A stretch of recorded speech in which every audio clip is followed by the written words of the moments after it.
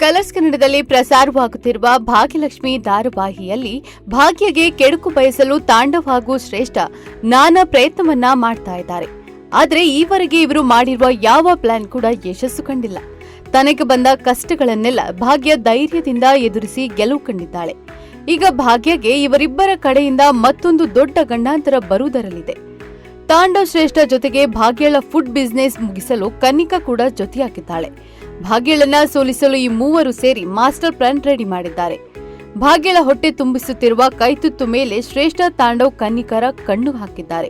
ಭಾಗ್ಯಳನ್ನ ಹೇಗಾದ್ರೂ ಮಾಡಿ ಸೋಲಿಸಬೇಕೆಂದು ತಾಂಡವ್ ಶ್ರೇಷ್ಠ ಇಬ್ಬರು ಪಣ ತೊಟ್ಟಿದ್ದಾರೆ. ಒಂದು ಪ್ಲಾನ್ ಫ್ಲಾಪ್ ಆದ ಬೆನ್ನಲ್ಲೇ ಮತ್ತೊಂದು ದೊಡ್ಡ ಪ್ಲಾನ್ ಮಾಡ್ತಾ ಇದ್ದಾರೆ. ಭಾಗ್ಯ ತನ್ನ ಕೆನ್ನೆಗೆ ಮನ ಬಂದಂತೆ ಬಾರಿಸಿದ್ದು ಶ್ರೇಷ್ಠಗೆ ಅರಗಿಸಿಕೊಳ್ಳಲು ಆಗ್ತಾ ಇಲ್ಲ. ನಿನ್ನೆ ಶ್ರೇಷ್ಠ ತನ್ನ ಗೆಳತಿಯ ಸಹಾಯ ಪಡೆದು 200 ಜನಕ್ಕೆ ಊಟ ರೆಡಿ ಮಾಡಬೇಕು ಎಂದು ಭಾಗ್ಯಗೆ ಕರೆ ಮಾಡಿ ಹೇಳು ಎಂದಿದ್ಲು. ಇದನ್ನು ನಂಬಿ ಭಾಗ್ಯ ಊಟ ತಯಾರು ಮಾಡಿ ಲೊಕೇಶನ್ಗೆ ಬಂದಿದ್ಲು. ಆದ್ರೆ ಇಲ್ಲಿ ಭಾಗ್ಯಗೆ ನಿಜಾಂಶ ಗೊತ್ತಾಗಿದೆ. ನಿಜ ತಿಳಿದು ಭಾಗ್ಯ ನೇರವಾಗಿ ಶ್ರೇಷ್ಠ ಮನೆಗೆ ಹೋಗ್ತಾಳೆ. ಶ್ರೇಷ್ಠಳನ್ನ ಕರೆದ ಭಾಗ್ಯ, ಏ ಮನೆಹಾಳಿ, ನನ್ನ ಜೀವನದಲ್ಲಿ ಇನ್ನು ಏನೆಲ್ಲ ಆಟ ಆಡ್ಬೇಕು ಅಂತ ಅನ್ಕೊಂಡಿದ್ಯಾ ಎಂದು ಹೇಳಿ ರಪರಪನೆ ಮನ ಬಂದಂತೆ ಕೆನ್ನೆಗೆ ಬಾರಿಸ್ತಾಳೆ. ಶ್ರೇಷ್ಠಗೆ ಖಡಕ್ ವಾರ್ ಮಾಡಿ ಅವಳಿಂದಲೇ ಊಟದ ದುಡ್ಡನ್ನ ವಸೂಲಿ ಮಾಡಿಕೊಂಡು ಹೊರಡ್ತಾಳೆ. ಇದರಿಂದ ಶ್ರೇಷ್ಠಗೆ ಭಾರಿ ಅವಮಾನ ಆಗಿದೆ. ಇದಕ್ಕಾಗಿ ಮತ್ತೆ ಕನ್ನಿಕಳ ಮೊರೆ ಹೋಗಿದ್ದಾರೆ.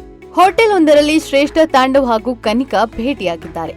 ಭಾಗ್ಯ ನನಗೆ ಯಾವ ರೀತಿ ಶತ್ರುವೋ ನಿನ್ಗೆ ಕೂಡ ಅದೇ ರೀತಿ ಶತ್ರು ಎಂದು ಕನ್ನಿಕಳನ್ನ ಪ್ಯಾಂಪರ್ ಮಾಡಿದ್ದಾನೆ ತಾಂಡವ್.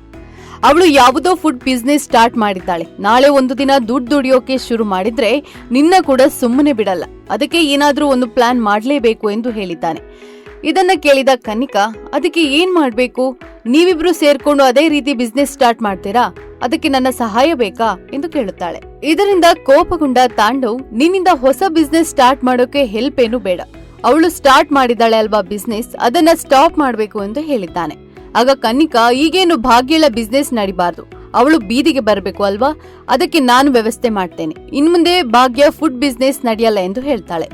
ಕನ್ನಿಕಳ ಮಾತು ಕೇಳಿ ಶ್ರೇಷ್ಠ ತಾಂಡವ್ಗೆ ಖುಷಿ ಆಗತ್ತೆ. ಸದ್ಯ ಭಾಗ್ಯಳ ಕೈತುತ್ತನ್ನ ಇವರು ಹೇಗೆ ನಿಲ್ಲಿಸ್ತಾರೆ, ಭಾಗ್ಯ ಇದನ್ನ ಹೇಗೆ ನಿಭಾಯಿಸ್ತಾಳೆ ಎಂಬುದನ್ನ ಮುಂದಿನ ಎಪಿಸೋಡ್ನಲ್ಲಿ ನೋಡ್ಬೇಕಿದೆ.